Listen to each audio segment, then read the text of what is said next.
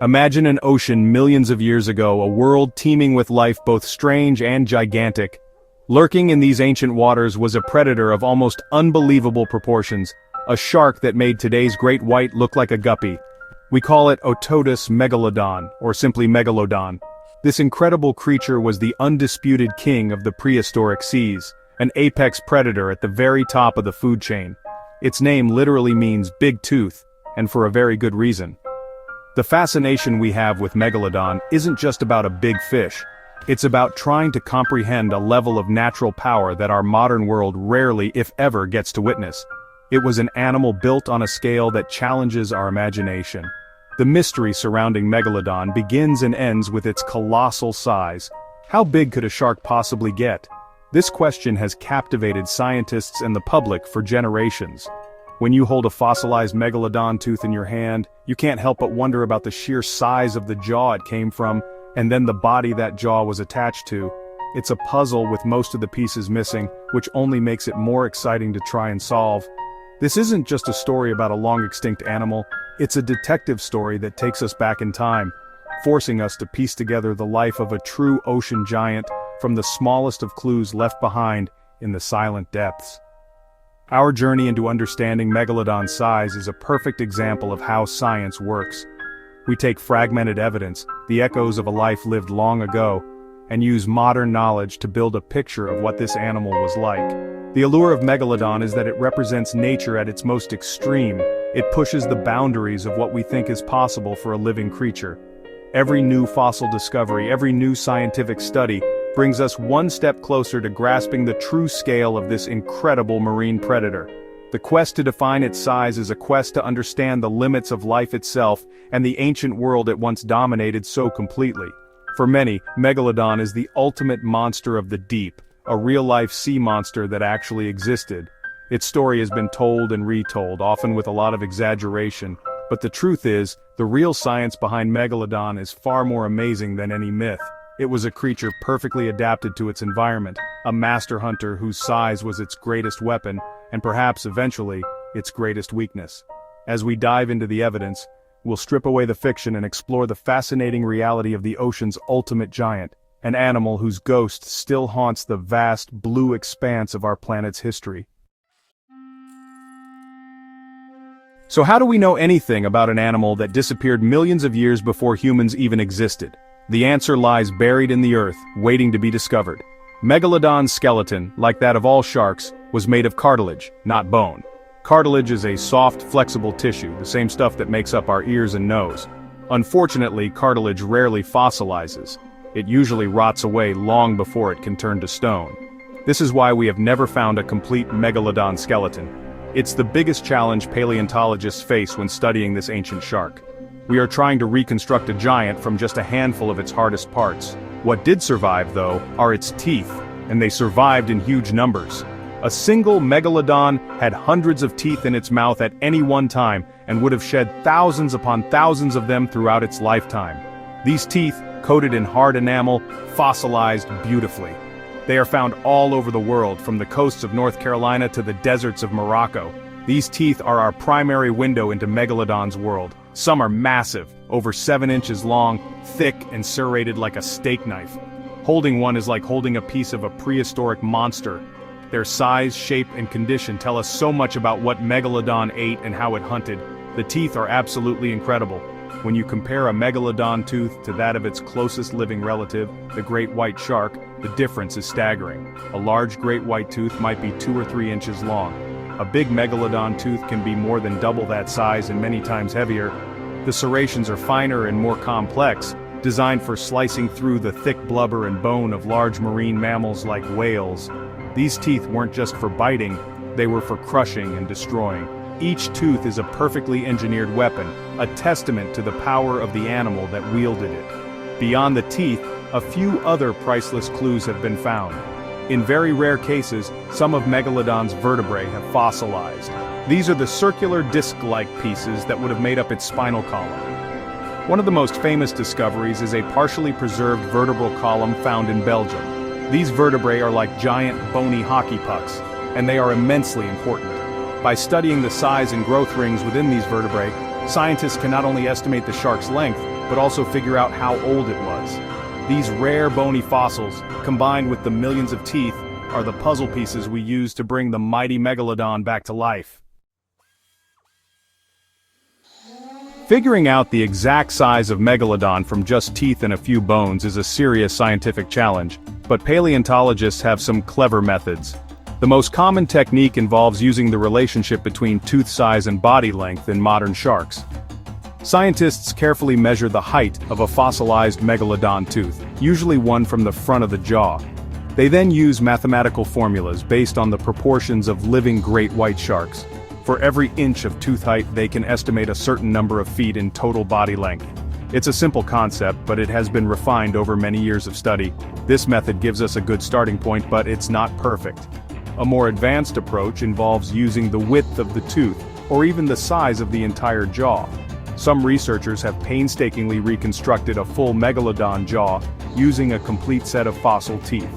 By figuring out how wide the jaw was, they could then estimate the size of the shark's head, and from there, the rest of its body.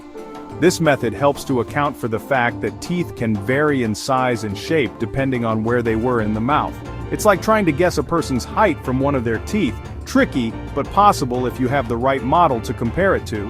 The rare vertebral fossils offer another more direct way to estimate size. When scientists found the vertebral column in Belgium, they could measure the diameter of the largest vertebra. By comparing this to the vertebrae of great whites and other sharks, they could scale up the body plan to match the fossil. This method provided an independent check on the estimates derived from teeth.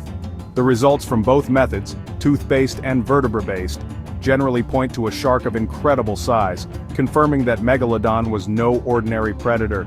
These fossilized backbones are like a Rosetta Stone for understanding Megalodon's true proportions. Estimating weight is even harder than estimating length.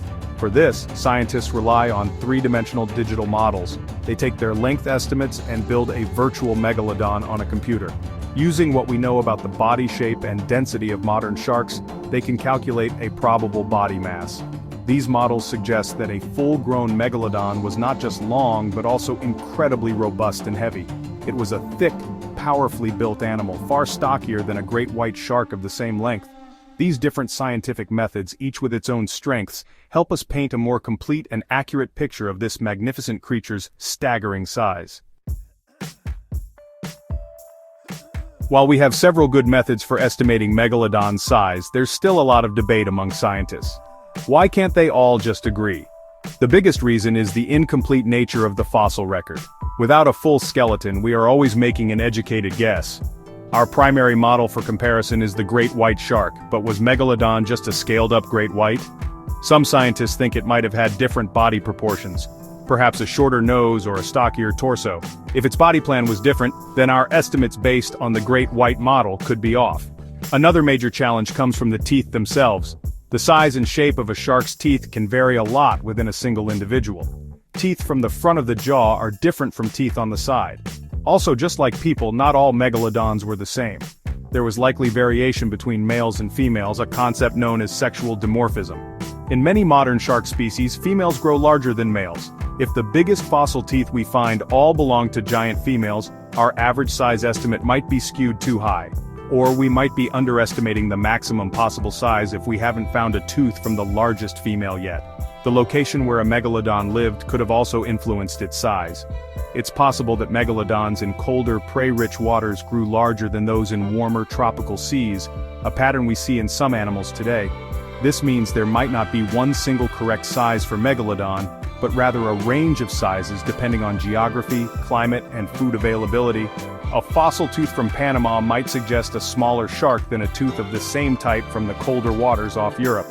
This geographic variation adds another layer of complexity to the puzzle, making it difficult to settle on one definitive number. All these uncertainties mean that scientific estimates for Megalodon's size are often given as a range rather than a single exact figure. Early estimates were sometimes wildly exaggerated, but modern science has narrowed it down considerably. Most paleontologists now agree on a general size bracket, but the debate over the finer details continues. This ongoing discussion is a healthy part of science. Every new fossil and every new analytical technique helps us refine our understanding and get closer to the truth about the true size of this ancient ocean titan. The puzzle is not yet solved, and that's what makes it so exciting. So, let's put Megalodon's size into perspective. The most widely accepted scientific estimates today suggest that an average adult Megalodon was likely around 50 feet long. That's about the length of a standard school bus or a bowling lane. Some exceptionally large individuals might have reached up to 66 feet or possibly even more, though evidence for such giants is rarer. At that size, a 50-foot Megalodon would have weighed an astonishing 50 to 60 tons. That's as heavy as 8 or 9 large African elephants combined. It was a true heavyweight champion of the ocean. Now let's compare that to the biggest predatory shark alive today, the great white. A large female great white might reach 20 feet and weigh a little over 2 tons. This means a big Megalodon was at least 3 times longer and more than 25 times heavier than the largest great white shark. Imagine 3 great whites swimming end to end. That's the length of one Megalodon. The power difference would have been immense. A great white is an incredible predator, but it would have been completely dwarfed by its ancient relative. It's a humbling comparison that shows just how different the prehistoric oceans were. Of course, Megalodon wasn't the biggest animal in the sea. That title belongs to the blue whale, the largest animal ever known to have existed. A blue whale can grow up to 100 feet long and weigh close to 200 tons. So, while Megalodon was a colossal predator, the blue whale is in a league of its own. However, Megalodon was much larger than the gentle giant of the shark world, the whale shark, which averages around 40 feet. And if we compare Megalodon to a famous land predator like the Tyrannosaurus rex, there's no contest. A big T-Rex was about 40 feet long and weighed around 9 tons. Megalodon was significantly longer and more than 5 times heavier. This incredible size made Megalodon the undisputed apex predator of its time. Its only potential rivals in the ancient seas would have been large predatory whales, like Leviathan melvillei, another fearsome hunter with massive teeth. But in terms of sheer scale and predatory prowess, Megalodon stood at the pinnacle. It was a giant among giants, a creature whose physical presence would have been awe-inspiring. It wasn't just a big shark, it was one of the largest and most powerful predators in the history of life on Earth. A perfect killing machine built on a truly epic scale. With a creature as impressive as Megalodon, it's no surprise that its story has been sensationalized in movies and TV shows. These depictions often stretch the truth to incredible lengths for dramatic effect. You might see a Megalodon portrayed as being 100 feet long or even larger, capable of swallowing fishing boats whole. While entertaining, these sizes are pure fiction. The real Megalodon was already massive enough, there's no need to exaggerate. These films also love to suggest that Megalodon might still be alive, hiding in the deepest parts of the ocean like the Mariana Trench.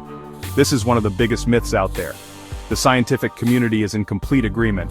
Megalodon is extinct. It disappeared from the fossil record about 3.6 million years ago. There are a few key reasons why we are so certain. First, a creature that large would leave evidence. We would find its giant teeth on the seafloor, or bite marks on modern whales.